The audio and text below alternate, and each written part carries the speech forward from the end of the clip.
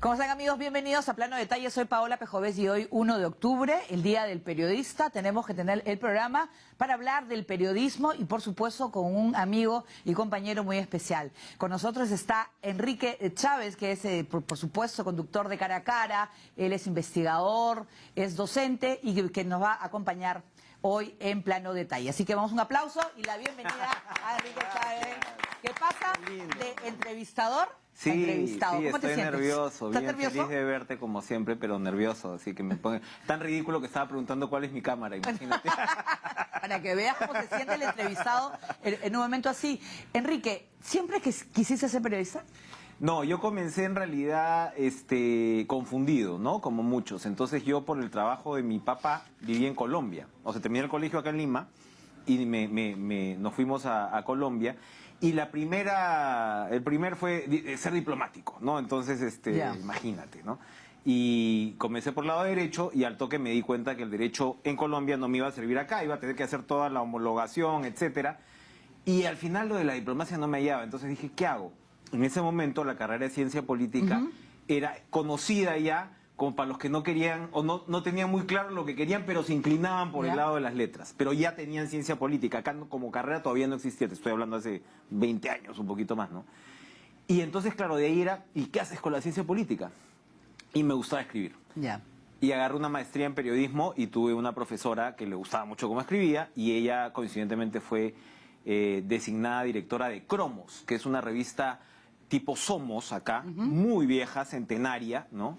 Y me jaló para allá y terminé siendo jefe de redacción ahí bien jovencito y ese fue mi inicio en periodismo. O sea, eso fue tu primera comisión, tú me dijiste que un fue en poco, Colombia, mira, ¿no? hice revistas en la universidad, allá hice una revista de Derecho, casualmente, pero mi primera comisión, digamos, en Cromos me acuerdo que fue una convención de Star Wars.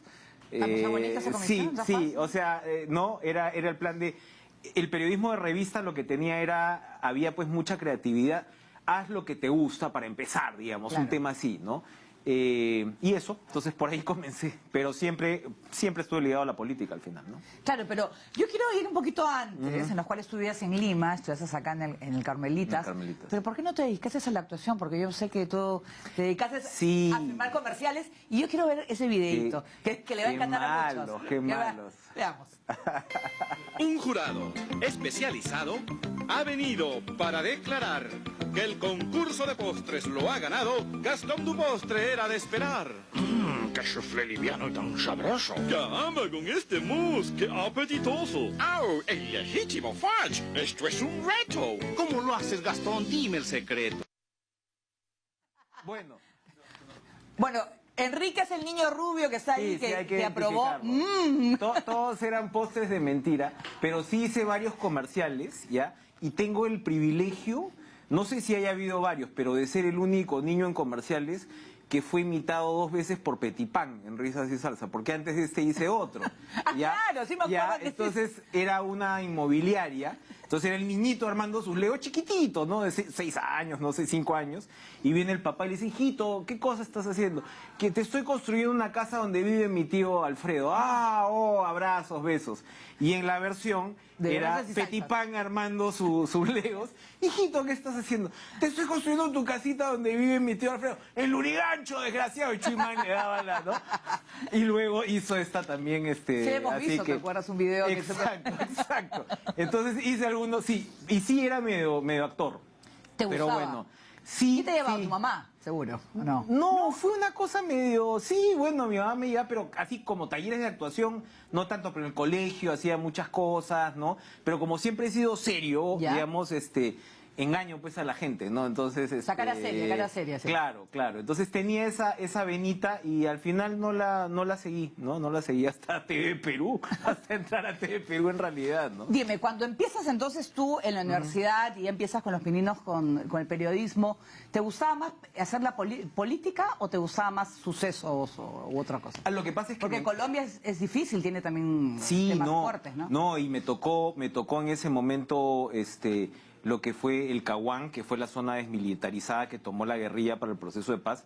Yo me acuerdo que mis papás ya estaban acá, yo no les contaba que yo me tenía que ir allá, pues a trabajar por periodos a las zonas desmilitarizadas o entrabas en tipo la cachina, no la cachina, tipo lo que eran los barracones, Ya. ¿no? Y te agarraban a balazos. O sea, Colombia es un país tan hermoso como violento, ¿no? Así es. Entonces sí fue, digamos, un buen lugar, en todo caso, para iniciar la carrera periodística, porque hay mucha adrenalina, por supuesto, y es complejo. Entonces sí, hacía mucha calle, ¿no? Al principio hacía mucha calle, lo hice ahí, pero siempre me incliné por el lado de la edición y de la escritura, ¿no? Sí, porque Entonces, allá ahí se más lee o mucho, ¿no menos... es cierto? Allá se mucho, lee hay un mucho. En mercado muy Colombia grande. es un mercado mucho, o sea, es comprar libros, yo creo que es parte de la rutina de los colombianos. Curiosamente, es una clase, como la llamaríamos, una clase media, digamos, más consolidada, ¿no? O sea, más grande. De repente ahora la cosa es más o menos distinta, pero en ese momento sí, la Feria del Libro es importantísima, ¿no? Es gigantesca. Entonces, era un ambiente, sí, a pesar de los problemas, ¿no? A pesar de los problemas, era un ambiente sí estimulante a un joven que le interesara, digamos, esa línea, ¿no? Dime, y tú llegas, ya estás en la Sí. parte editorial, más revistas, y llegas a Perú. Estuve, ¿En qué claro, año? estuve un par de años en esta revista en Cromos y llego al Perú y me conectó con Caretas, ¿no? Con Marco, con Enrique Sileri, y ya pues, o sea, 20 años después. Pero empezaste que practicante, ¿qué te mandaron? No, o sea, ya venía yo con cierto currículum de allá, ¿no? Por haber sido, digamos, jefe de redacción de una revista grande, pero jovencito, ¿no? O sea, de ese corte. Y al toque me posicionaron bien. Esa es mi redacción. Ahí estoy con mi papá en una exposición de Caretas. Mira, pero Y Caretas, por ejemplo, yo te digo, ¿qué ahí tal estamos trabajar? en una de las redacciones. Ahí está Marco Jaime Bedoya, Raúl Vargas. En fin, bueno, trabajar en Caretas es toda una experiencia, ¿no? Ahí estamos, Drusila está por ahí, Gilmar Pérez. Y bueno, hay una redacción más reciente, donde estaba Francisco Sagasti, que en realidad, y por ahí también les mandé una foto con Enrique Sileri, que no sé si está por ahí, ¿no? Así es, Enrique Sileri Por era ahí debe estar exigente Enrique. Ujú. para trabajar. Enrique era una maravilla, pues, ¿no? Porque era un editor súper exigente, pero quirúrgico. O sea, a ver, cuando yo, digamos, armaba bien mis notas, y era de los editores que te la podían mejorar con unos pocos cambios, ¿no? Ya. A otro, o sea, a veces cuando no le gustaba sí te lo tiraba por la cara, ¿no? Pero era un editor fantástico, y era, yo creo, algo que no se le reconoce, quizás porque nos hemos quedado un poco, ahí está Enrique, un poco digamos, en otras facetas. Era un editorialista absolutamente brillante, absolutamente brillante. Yo creo que debe haber sido de los mejores editorialistas que ha tenido el Perú. Porque- Con Manuel de Ornelas, Claro. ¿no? O sea, por Entonces, ahí. ¿por qué? Porque crees que él tenía ese ojito para ver un poquito más allá, no solamente Sí. en los hechos, sino analizarlos. No ser sí. apasionado con una u otra manera. Era curioso, porque era un hombre muy, con mucho carácter. Ahí Ahí está, está mira, Enrique. foto con Enrique, Sí. sí. Un hombre bueno, en fin, decían pues, ¿no? Sus pupilos ya un poquito mayorcitos, como Ampuero, ¿no? Y Gorriti, siempre se acuerdan, ¿no? Que los cierres eran como una ópera, por el do de pecho de Sileri salía de acá de allá. A mí me tocó, tuve la suerte de trabajar varios años todavía con Enrique.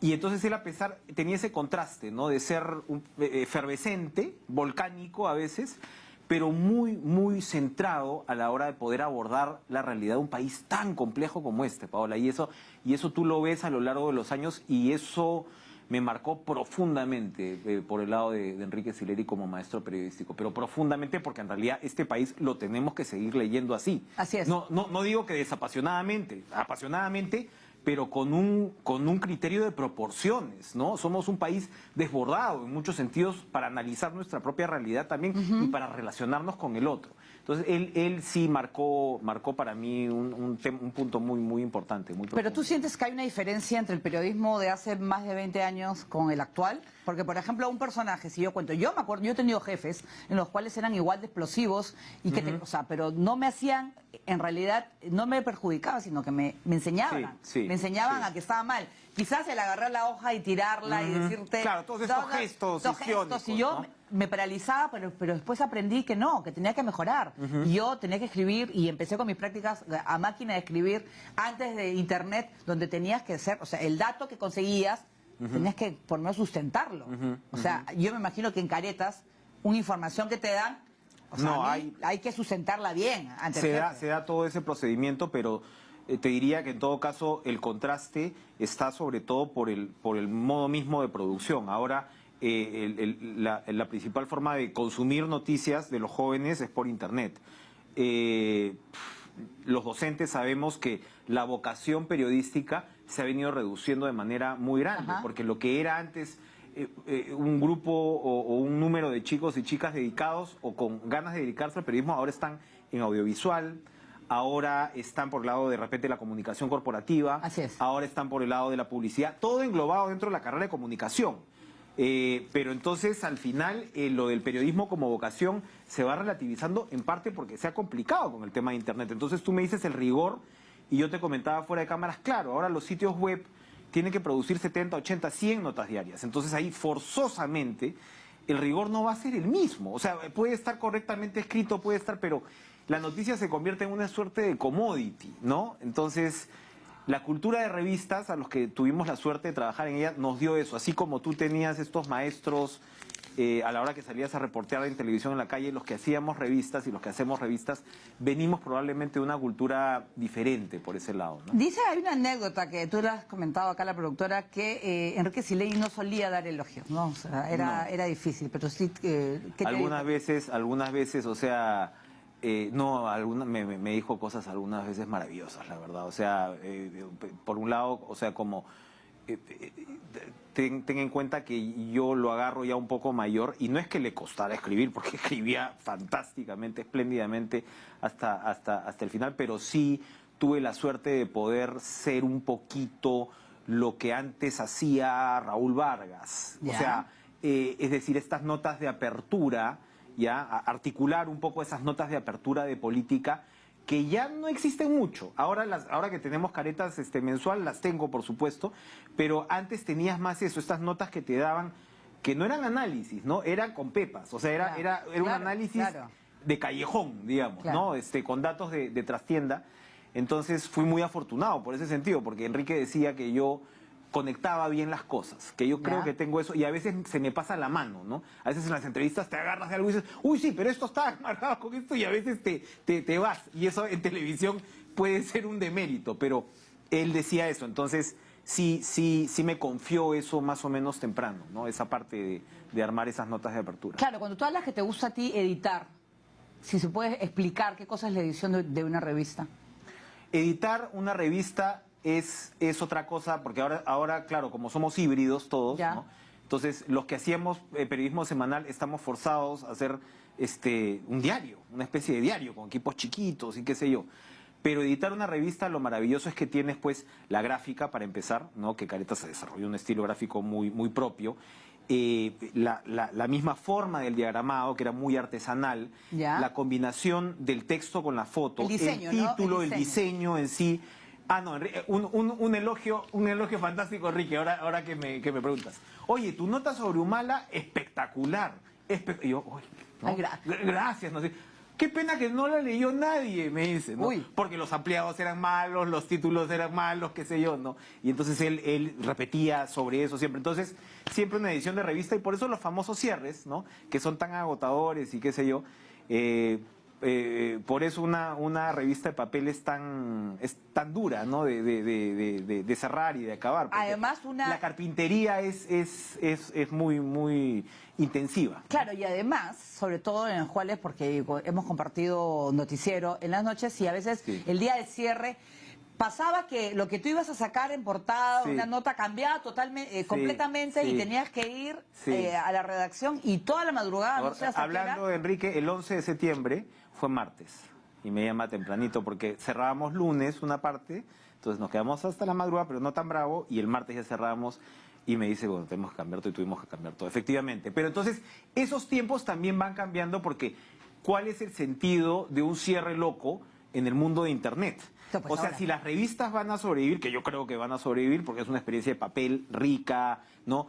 Tienen también que reubicarse en el contexto. El contenido más intenso, más analizando. Hay un tema de análisis, pero el análisis siempre es peligroso, porque lo que más hay es análisis. Hay un montón de mal análisis, pero cuando te ofreces como una revista de análisis, ¿no? Es como que O sea, sí tienes que tener las pepas, sí tienes que tener las exclusivas, tienes que tener los ángulos. En el caso del Perú, lo que pasa es que Caretas tiene esta cosa, esto que decíamos, ¿no? Esta suerte de equilibrio, a pesar de la cachita, del sentido Claro. del humor, ¿no? Que yo creo que sigue siendo viable, por supuesto. Pero sí, las revistas se tienen que reubicar. Está pasando en todas partes, no está pasando En los solamente Estados acá. Unidos, por ejemplo, ahora que tienen el Vanity Fair y Sí. todas las revistas así conocidas, cuáles están en ya internet, o sea, Sí. tienes que verla en la edición virtual, ¿no? Sí, Digital, sí. en los cuales también es el riesgo de que para que la gente te lea tienes que tener un contenido interesante. Exacto. ¿no? Y exclusiva. Y ahí también hay un tema para variar de cultural, ¿no? Porque yo estoy suscrito a Vanity Fair, a New Yorker, a las 4, 5, 6 revistas que me gustan. Hay un sitio que se llama Maxter, ¿ya? Que tú pagas, 30 soles creo, y accedes a, pero desde The Guardian hasta Bloomberg y qué sé yo, o sea, miles de revistas. Y a mí lo que me gusta de la revista es el formato grande.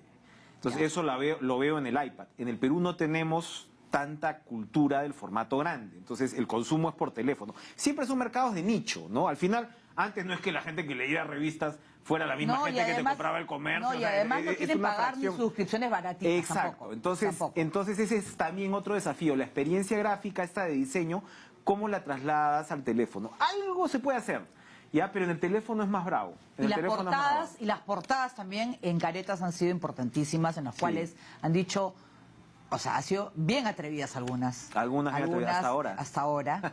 En los cuales solamente con la portada Sí. lo puedes decir todo. Sí, ¿No? sí. Eso es un trabajo no solamente del director, de los editores, Ahí fotógrafo. siempre, claro, hay diagramadores, hemos tenido digamos, gente muy buena como Raúl Cemizo, diseñadores, ¿no? Que te agarraban, y otra vez Enrique. Enrique tenía esta cosa del sentido de las proporciones, ¿no? Cuando hacías un fotomontaje, tenía que verse claramente como un fotomontaje. Entonces la cabecita tenía que ser un poco más grande, Claro. ¿no? O sea, eran estas cosas de diseño. Enrique venía del mundo de la publicidad, donde dice que se aburrió mucho, ¿no? Su madre, por supuesto, Doris Gibson, fue la que fundó con Paco Igartua la revista. Y Enrique, en medio de, en fin, de los entredichos con Igartu y qué sé yo, tiene que venir más o menos de emergencia de donde estaba y se comienza a dedicar. Pero entonces él por eso tenía ese sentido gráfico tan agudizado. Entonces ese tema de las carátulas, y yo hasta ahora igual lo trato de repetir, ¿no? O sea, que se note, ¿no? Pusimos una carátula con el presidente, entonces claro, es el sombrero un poquito más grande, o sea, Claro. que no llegue al exceso, ¿no? Pero llegas a todo No ese tanto tipo como de... Charlie Hebdo, por ejemplo. O sea, no tan satírico, no tan frontal, ¿no? O sea, tienes algo de sutileza que también es difícil para el mundo de hoy, ¿no? La sutileza tampoco es que, o sea, la cultura digital nos ha puesto un poquito de cabeza, ¿no? La polarización misma que se vive, ¿no? Y bueno, lo hemos visto en las elecciones, lo vemos en nuestra propia cultura política. Así que bueno, o sea, sigues en la lucha por ese lado, ¿no? Dime, ¿tú en Caretas tuviste ese encuentro en Pozas de Maceración, donde estaba... Sí. Hay una anécdota Justo ahí, ¿no? ahora que me has obligado a revolver fotos porque soy muy malo, archivista de mí mismo. Allí, por ejemplo, ese reportaje lo recuerdo mucho porque... Enrique es el de la izquierda, por si Sí, acaso, ¿ah? pero no estoy gordo, ese chaleco. Ahí está, está agarrado, entonces, mostrando los músculos. Lo que ocurre es que, imagínate, hicimos esto, creo que regreso un sábado de repente a Lima, ¿Ya? en Palmapampa, y el fin de semana asesinan a los militares que nos acompañaban. ¿A los tres de ahí? Entonces fueron carátula, unos comandos, ¿no? Y teníamos una foto de una de las víctimas precisamente Wow. volando una poza de maceración. Entonces esas son las cosas que te pasan, pues, ¿no? O sea... Bueno, en fin. claro, son historias que si nuestras mamás supieran, no nos hubieran dejado olvídate, dedicarse al periodismo. Mi mamá no sabe nada. No, lógico. Todo Claro. bien, mamá, todo Todo bien. excelente, todo no pasó fantástico, nada, sí. y las balas Sí, por sí, aquí. sí. Pero sobre todo, ¿tú cómo ves el periodismo ahora? ¿Es que es más fácil ser periodista ahora? No, yo diría ¿O que no. cualquiera puede ser periodista? Probablemente cualquiera puede ser periodismo, pero creo que no es más fácil. O sea, yo creo que el mercado es más complicado. Yo creo que estos temas de rigor que tú estás diciendo marcan también, ¿no? Creo que hay una prevalencia de la opinión demasiado generalizada, ¿no? Que te corta el espacio, ¿no? Tenemos en el Perú, bueno, buen periodismo de investigación, etcétera, pero también el propio periodismo de investigación llegamos a un tema en el cual eran sencillamente escándalos y denuncias todos los días y un porcentaje importante quedaban a la mitad o más o menos con inflador.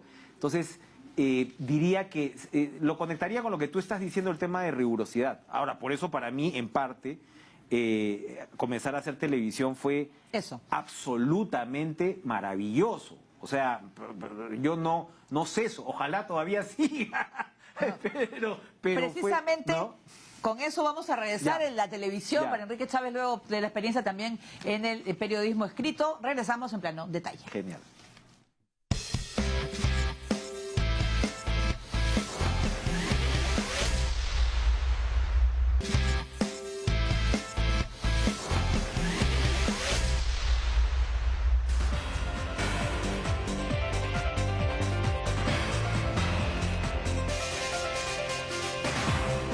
El ganador es efectivamente Enrique Chávez. Enrique Chávez está en TV Perú Noticias.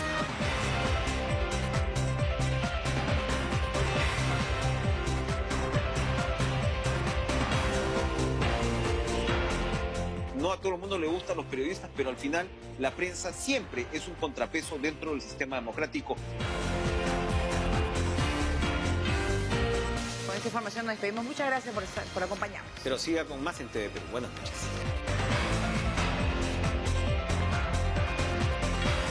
Seguimos acá con Enrique. Qué vergüenza. Qué vergüenza, ¿por qué te da vergüenza? Porque los periodistas estamos acostumbrados a estar en el otro Bueno, lado. pero la televisión, ¿qué ha significado para ti? Porque en primer lugar, ahora has entrado al mundo de que ya hay que vestirse con un terno, el maquillaje. Ahí ves varias fotos con barba, yo era feliz con mi barba, con mis entradazas y mis mechones. No, ahora ahí en tienes la tu cara. gel, tienes que tener los polos compactos para y todo, empezar ¿no? eso, sí, para empezar eso. Pero además, me encanta, o sea, y he trabajado siempre, bueno, he trabajado con compañeras maravillosas, tú, Jennifer, Fátima, ahora con Carla Jará. Mira cómo es el tema del tránsito, que anoche le mostraba a la China las fotos, estas que estábamos buscando, y me decía, tú eras ese. O sea, me relacionaba, pero no se acordaba que era yo. O sea, cuando tú trabajas en prensa escrita, te conoce un círculo por tu nombre de repente, Claro, si te lee, claro, ¿no? claro. Entonces televisión, por supuesto, Mira, te abre... vete acá, tú empezaste, y además, Enrique, Sí. tú con Jennifer y Fátima hacían un horario bien difícil, Bien que era bravo. de Entonces 5 yo- de la mañana, ¿no? sí, 6. Yo cerraba revista y me venía de boleto el miércoles. Entonces era algo fantástico porque ahí aprendes, y eso lo sabes muy bien, la cámara, o sea, puede pasar lo que sea, pero estás frente a la cámara y vas a reaccionar. Entonces yo había literalmente, eso que no lo sepan los jefes, que me estaba quedando dormido el miércoles en la madrugada, y listo, y lees la noticia como si nada. ¿Y qué tal el pro la de hacer noticiero? La primera vez que te tocó el prompter. Bueno, eso fue un poco más difícil. Jennifer fue muy generosa, como han sido todas mis compañeras, en realidad, muy generosa. Fátima también, pero a mí me encanta. Como que te guiaban, o te guiábamos un poquito. Sí, y comencé a hacer las entrevistas que requiere otro tipo, pero el tema del noticiero a mí me encanta, aparte porque me encantan los noticieros del canal. O sea, son noticieros súper equilibrados, ¿no? Ajá. Plurales, qué sé yo. Pero me encanta sencillamente el hecho de poder leer las noticias y hacer la gesticulación. Entonces, y bueno, de ahí ya entro al tema de las entrevistas y las peleas con los políticos. Pero para mí fue y es maravilloso. Y en realidad fue algo que insistí, en este caso María Luisa Málaga me dio la oportunidad. Eduardo me impulsó también mucho. Ya mayorcito, pues, ¿no? O sea, digamos que comenzando base 4. No, pero está bien, pero que al final la entrevista cara a cara se ha convertido pues en un referente. Yo creo que también te ha dado la oportunidad en el tiempo que estás aquí en TV Perú de entrevistar pues a los presidentes, por ejemplo, que es difícil entrevistar a los presidentes. Es muy difícil entrevistar presidentes, muy difícil. Porque no porque sea difícil el ejercicio como tal, sino porque primero es el presidente de la República, ¿ya? Y estás en una situación, y cada vez con los años más y más, que la audiencia demanda o que le saques la mugre, claro, ¿no? O que en realidad seas un genuflexo para quienes estén claro, con el poder en ese momento. Entonces, es difícil. Por lo general, no... La gente no queda muy contenta, por lo general, con las entrevistas con los presidentes. Porque lo tienes a los asesores, ahí a todo el mundo que está viendo por también. lo que te digo que la evaluación es muy crítica, ¿no? Le debiste dar más duro, le diste muy duro, ¿no? Y al final, mi posición es que estás frente al presidente de la República en ese momento. Y Alan García, Entonces, difícil, por ejemplo, porque Alan García también muy hábil para... García era muy buen para entrevistado. no responder lo que le preguntaba. García era buen entrevistado, exactamente, pero era de los que más te aguantaba preguntas agresivas, ¿no? Sin mayor problema. O sea, a todos les he hecho las preguntas que yo creo que hay que hacerle. Pero García era un hombre muy recursivo. Sagasti, acabo de estar con Sagasti para un tema de caretas en video y claro, Sagasti es una persona pues con digamos, un conocimiento de la cosa pública que lo hace muy rico, ¿no? Hablar. Y hay otros, por ejemplo, ahora en la campaña última tú veías a un Humala, que era un Humala mucho más desarrollado que el Humala presidente. Claro, obvias razones, ya ha pasado, ¿no? Lo que ha pasado, etcétera, ¿no? Entonces, es interesante esto de los presidentes.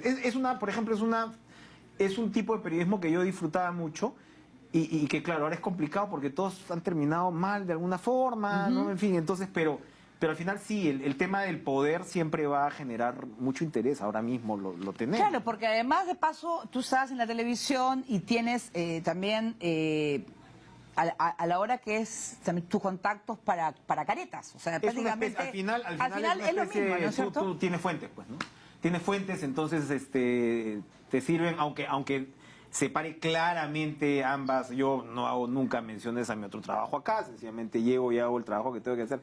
Pero ahora que hablabas del canal, sí quería como mencionarlo, porque como nosotros hemos trabajado juntos ya desde hace varios años, y me ha tocado ese proceso ahora, a propósito del debate que hemos vivido en estos días, este proceso fantástico de ir de la conversión de lo que se llamaba televisión estatal. ¿No? Yo me acuerdo que en un momento pidiéndole consejo a Raúl Vargas, ¿no? Antes, ya te hablo hace varios años atrás, me decía, pero no se te ocurra ir al canal del Estado. Me imagino que tú lo pensaste en tu momento también, tú venías de Panamericana, qué sé yo, ¿no? Y entonces había esta suerte de estigma y claro, me embarqué, entre otras cosas, porque quería hacer televisión y segundo, porque veía ya el horizonte de una televisión pública, que es lo que, en lo que se ha ido convirtiendo, hay que decir contra viento y marea algunas veces, pero es algo de lo que nos tenemos que felicitar y felicitar a las gestiones que han pasado, porque hablaba hace unos días precisamente con una persona que pasó por el canal y me decía, hace 6 o 7 años esto hubiera sido impensable y atrás incluso más. Entonces,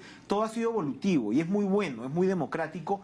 En medio de los problemas que tenemos, las instituciones qué importantes son, ¿no? Yo creo que TV Perú se ha convertido en una institución. Claro, y además en ese sentido. En los noticieros, en los cuales, sobre todo yo agradezco a los productores que tenemos, sobre todo que muy rigurosos, y que no hemos tenido problemas en realidad para que nos puedan cuestionar, o sea, te aseguro que en muchos casos son menos problemas que en muchas ocasiones en la televisión, que en otros medios, en la televisión comercial o privada. Y además que nos ven, no solamente en Lima, nos ven en provincia y más allá de la frontera, porque yo estoy en Bolivia y he visto el noticiero y lo veían ahí, entonces te das cuenta de la importancia que tenemos frente al público también de todo el Perú, ¿no es cierto? Es una herramienta de construcción de ciudadanía, yo creo, la comunicación pública. Más allá, por supuesto, de toda la programación cultural, educativa, etcétera, el tema informativo es bien interesante. Y ahí creo que no nos estamos haciendo un autocherry, o sea, es momento como de subrayarlo, ¿no? Claro, y además sobre todo que en el cual la entrevista, hacer entrevistas, yo ya lo estoy haciendo contigo, hay que prepararse mucho, hay que leer muchísimo, y la gente no cree que no estamos sentando acá y falta un minuto y nada más, no, hay que leer y hay que saber, pero hay que leer, hay que conocer el personaje, o sea, lo difícil que es hacer que se sienta en confianza. Y ¿no? bueno, y me encanta el tipo de programa que haces acá, porque qué rico, ¿no? O sea, a veces para los que hacemos política, en momentos como que puedes llegar un poquito, ¿no?, a la saturación. No, para mí ahorita ese es un bálsamo. No, claro, ahorita. es fantástico porque hablas de las otras dimensiones, de la vida, de la cultura, del personaje, efectivamente. Entonces, nada, y eso es lo bonito que tiene el periodismo, ¿no? Todas estas dimensiones. entras y sales. Es que, mira, lo que pasa es que a veces, por ejemplo, en el caso de expresidentes, yo notaba que Humala iba a la defensiva, ¿no? Sí. Él tenía una idea equivocada de lo que eran los periodistas. Creían que todos éramos la idea antigua de prensa amarilla, prensa que te van a ir y te va a atacar. No, ¿por qué te va a atacar? O sea, no hay pregunta mal hecha. Exacto. Es depende de la respuesta que dé el personaje. Y ahora tú lo ves y tiene otro talante, ¿no? Claro. Entonces, porque evolucionas. Entonces, en parte, el problema es ese, cuando el poder ve a la prensa, sin decir que la prensa es perfecta, ojo, ¿ah? Claro. O sea, a veces nos la creemos mucho y piano, ¿no? O sea, tenemos que estar también ubicados en qué sistema estamos y cuál es el papel de la prensa, pero esta suerte no está pasando solamente en Perú, está pasando en muchas partes, ¿no? Donde se cuestiona, cuando la prensa al final lo ponías en un off ahí, ¿no? Es un contrapeso más a un sistema, en un sistema democrático. Por eso los totalitarismos de uno y otro lado no les gusta pues la prensa, porque la prensa te fastidia, te interpela. En algunos casos también lo que hacemos en TV Perú te permite explicar, que es importante. O sea, las autoridades, si están en la buena línea, oye, tengo que ir a explicar lo que quiero hacer. Dime, y además en los cuales tampoco, como yo lo digo en un video que yo dice que no somos ni jueces ni fiscales, ni nosotros somos simplemente, nosotros que damos los hechos, pero a veces preguntas es, ¿un periodista puede ser amigo de un político o mejor no? Mira, porque al final es pues una fuente, entonces a veces cuando tú le tienes cariño a un personaje, no le vas a preguntar de repente algo incómodo. En mi caso, ¿o no?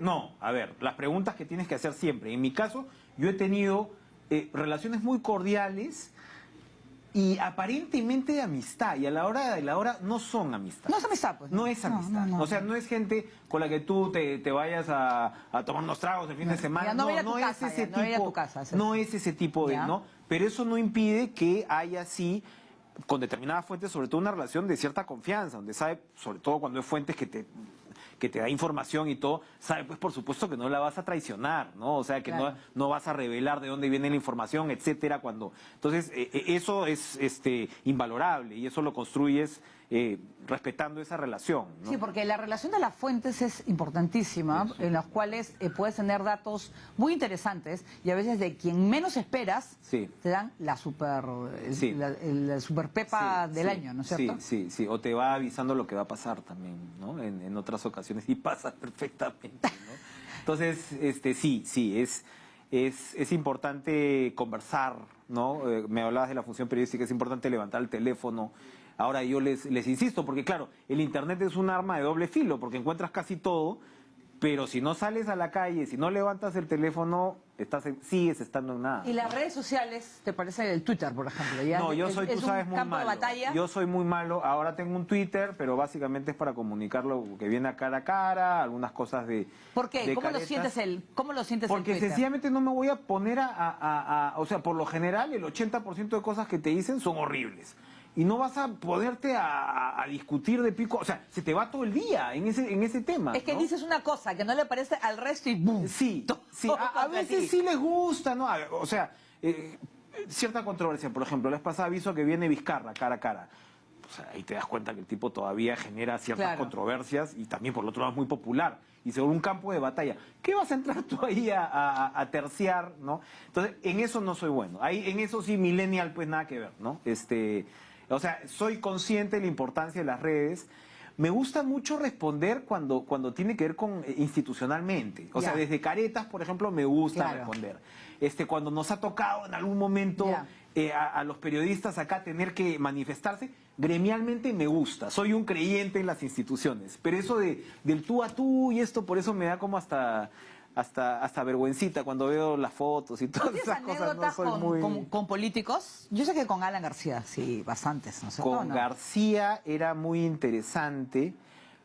Con Toledo Ah, con Toledo también. tienes también, ¿no? Muchas. El viaje, tú hiciste viaje con Toledo también. Bueno, creo que nos tocó la del avión parrandero. ¿Tú estuviste en esa? No, yo estuve en el siguiente, pero sí me contaron Bueno. esa la de- Bueno, ni siquiera fue la del avión parrandero en sí ese vuelo. Fue en sino- Europa, creo. Sí, Europa. fue un regreso y nos llama un grupo a la cabina y nunca salimos. O sea, ¿no? Era entretenido, Toledo, digamos, por ese lado, ¿no? Hay Yo sí que me acuerdo también que él tomaba fotografías a los periodistas y nos contaba, yo me acuerdo de una anécdota que me preguntaba cuál era la última de Magali. ¿Querés saber cuál era la última de Magali? Yo, Claro, no hay, eran- pero eran- ¿qué? Nos reíamos mucho con él. El propio Paniagua, ¿no? Era un hombre reservado, pero con una conciencia republicana muy grande, y eso te lo transmitía también en las conversaciones. Yo disfruto mucho todo el off the record, obviamente. Y en el ¿no? Congreso, por ejemplo, a mí me encanta la cobertura parlamentaria, me parece hice riquísima. muchos años también cobertura parlamentaria, es muy divertido, Es divertido. irte de una comisión a otra, ¿no? No. Y te vas haciendo tu círculo también. Y te van informando los asesores. Los asesores son fundamentales, Es fundamental probablemente llevarte mucho bien. más que los congresistas en algunos Claro, casos. y te van ¿no? contando, mira, va a haber eso, Sí. eso. Entonces, yo me acuerdo haber dedicado muchísimo tiempo en cuanto trabajaba yo en Panamericana, y los cuales realmente pepas te daban. Sí, Y yo claro. estuve en la de los Vladivideos. Claro. Y esa etapa con los asesores que te iban contando quién salía esa noche en Claro, la van premier claro, de claro, los claro, Vladivideos. claro, Era maravilloso, claro. pero en los cuales es eso, ¿no? Es esa cobertura, esa relación con los políticos, que hay Sí, cosas que sí. no les gustaba, pero tú Sí. tenías que preguntar. Sí, no, siempre es una relación de tensión, y el buen político lo comprende, ¿no? Y a veces se resienten, horrible. ¿Se ha molestado ¿no? contigo alguno que te ha Sí, dejado no voy ya a decir nombres, pero te dejan de hablar. Ah, no, y ahora, por ejemplo, autoridades fiscales, a veces yo creo que Ya sé, ya. se creen inmunes a la crítica, y eso tampoco está bien. Y no les ha gustado cuando tú No, tú en le has absoluto. cuestionado. Hemos vivido épocas de ruptura ahora en el Perú, y es lógico que la prensa pueda decir, oye, es muy importante lo que el Ministerio Público está haciendo, pero, bueno, mira, después de tantos años seguimos sin sentencias, te bajaste a la clase política, Claro. y estamos en una suerte. Entonces, claro, también hay que ser permeables a la crítica, y eso, en el caso de la Fiscalía, algunas veces no ha sido. Es que también se les puede criticar. ¿Por qué no se les puede criticar? Al final es como cuando tú tienes igual alguien que te conoce, tu amigo, te puede hacer una Y crítica. eso es una mala costumbre, ¿no? O sea, el hecho que para que tú seas mi fuente, yo no pueda emitir Cuestionarte, opinión claro. sobre tu trabajo, es algo bastante pernicioso en el oficio periodístico. Lamentablemente se ve. Muy ¿no? Se ve. bien. Nosotros vamos a hacer una pausa, Enrique, y volvemos más en Plano Detalle. No se muevan.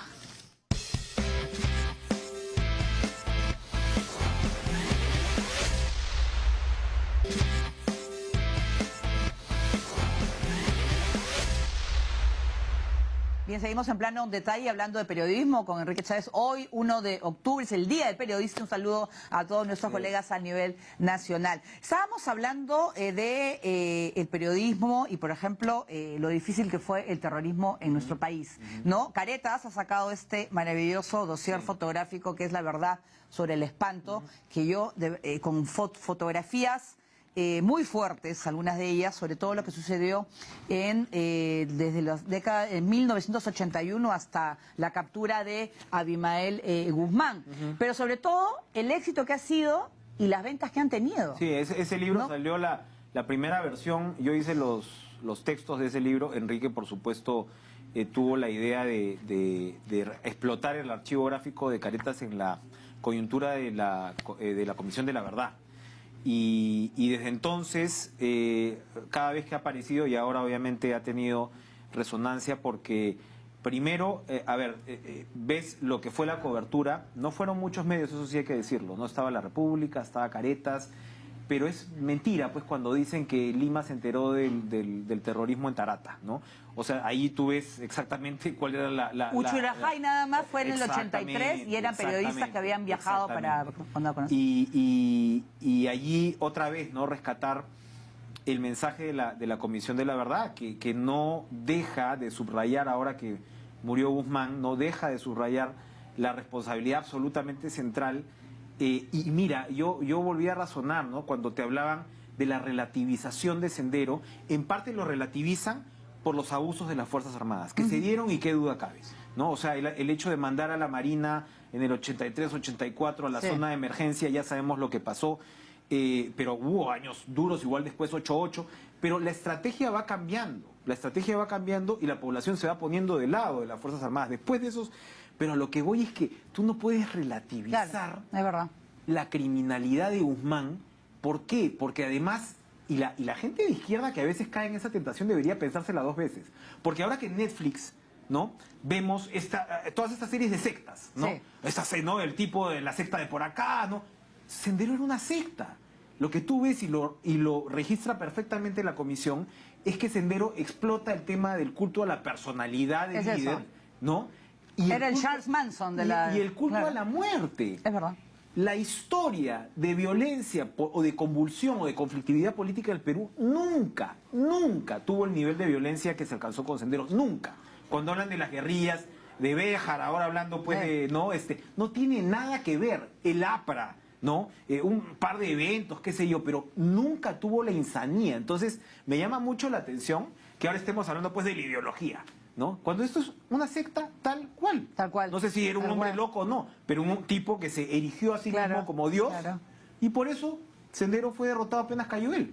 No es como una guerrilla pues colombiana que tenía todo un organigrama, Claro, ¿no? claro. Entonces yo creo que hay que leerla un poco. Por eso hay y que leer esto, más, pues. Exacto. Y Hay que- este tipo de productos sí te sirve para recordarlo, eso sí. Es muy bueno, mira, es fuerte, pero a mí me ha servido, por ejemplo, para que pueda ver mi hijo que tiene 12 años y pueda aprender mucho más de lo que vio su mamá y que tenía que estudiar en velas porque habían reventado Exactamente. una torre, ¿no? Exactamente. En alguna parte de la ciudad. Muy bien, pero también hablemos del cuento de las 1000 palabras, que ha Esa es sido una tradición una fantástica. maravilla y también ha habido en lenguas originarias, ¿no es cierto? Sí, Rivera Martínez, como sabemos, fue el primer ganador, ¿no? Hemos tenido, pues, ganadores muy importantes, siempre me han hecho hablar, pues ese es el... Pero tú te revisas todos los textos, se revisan No, todos. no. Yo sí, ahí está Diana Sileri ayer con los cuentos recibidos para este año. ¿Cuántos han recibido?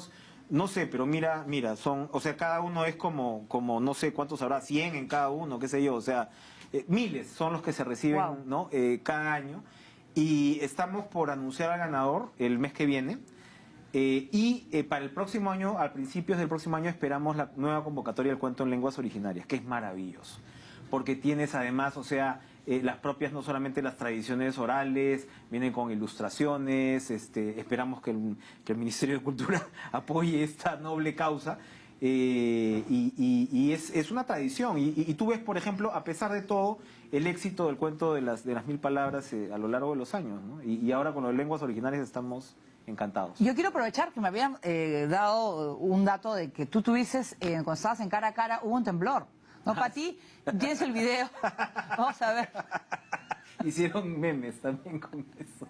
Que ya tiene la legitimidad de la votación, temblor. Estamos en un Temblor fuerte, ¿eh? Tranquilidad tranquilidad ante todo. por favor, tranquilos. Vamos, Hay que ir a vamos a guardar la tranquilidad, la calma en estas circunstancias. Ya está pasando este movimiento sísmico. Vamos a guardar, por favor, la tranquilidad. Le reiteramos a los televidentes, guardar la calma. Es un sismo bastante importante. Vamos a ver seguramente los detalles. Está ya cediendo, esperamos que vaya ya cediendo. Esperemos, guardemos la calma. Bueno, se hizo viral porque era el periodista peruano pues, que mantuvo la calma. Sí, y de ahí regresa la cámara a mí. Porque claro, hay que decirlo, creo, varios de los compañeros se fueron. O sea, tú estabas solo en el estudio. Básicamente. Tú estabas solo en el estudio. Y lo que no sabe la gente, y claro, lo que tenemos acá en el techo, eso es lo que dice, en cualquier momento se me cae encima. Ahí, mira, ahí ¿no? lo pueden ponchar. Es que lo que pasa es que tenemos luces. Cualquier estudio gigantes. tiene un cableado y luces así. A ver que te caiga en la cabeza una de esas cosas y no la cuentas. En realidad estás esperando, pero sí, bueno, al final reaccionas así. En realidad te estás diciendo a ti mismo, guarden la calma y te estás diciendo No, a pero es que ti tú mismo. al principio cuando comienzas te No, agarras es que, claro, o sea, claro. y el otro se le salió No, de la el invitado lisura. dijo, calma y ahí se Sí. fue y me- Pero bueno, así es. Enrique, así es ¿para la cuándo tu televisión. libro? ¿Te animas a escribir? Porque estás de jurado, escribes en caretas todo. No, lo que sí me gustaría, sí tengo esa ambición, que es un poco, digamos, en fin, particular, sí me gustaría hacer un compilado. Tengo cosas porque sí... De entrevistas. Hay perfiles de que me gustó mucho escribir, que Ya. creo que salieron bien. Y en medio de todo, yo al final me he dedicado... O sea, mi trabajo no es que lo sigo haciendo, pero al final cuando estás en un medio, ahora peleando con todos los temas económicos y etcétera, es lo que suele pasar, ¿no? O sea, los editores se suelen ir alejando de su primer amor, que era escribir, ¿no? Así es. Entonces, y ahora con todas las dificultades y todos los temas, te tienes que estar fijando en el negocio también, ¿no? Entonces, sí, algo voy a publicar, pero primero sí me gustaría como que revisar, imagínate, pasan no sé cuántos cientos, miles de notas, y hay algunas que son buenas, ¿no? Puedes O sea, hacerlo. Pero escúchame, pero tú, ¿qué le dirías a a un chico o chica que está estudiando periodismo? ¿Qué le dirías tú? Lo ¿Cuál sería tu primero mensaje? es que un periodista tiene que tener curiosidad. Te tienes que vacilar todos los días, ¿no? Por eso me dan tanta pena los chicos ahora en la pandemia, ¿no? Pero sal a la calle, ¿no? Nada. Sal a la calle, nada va a reemplazar eso, el contacto, ¿no? Persona a persona.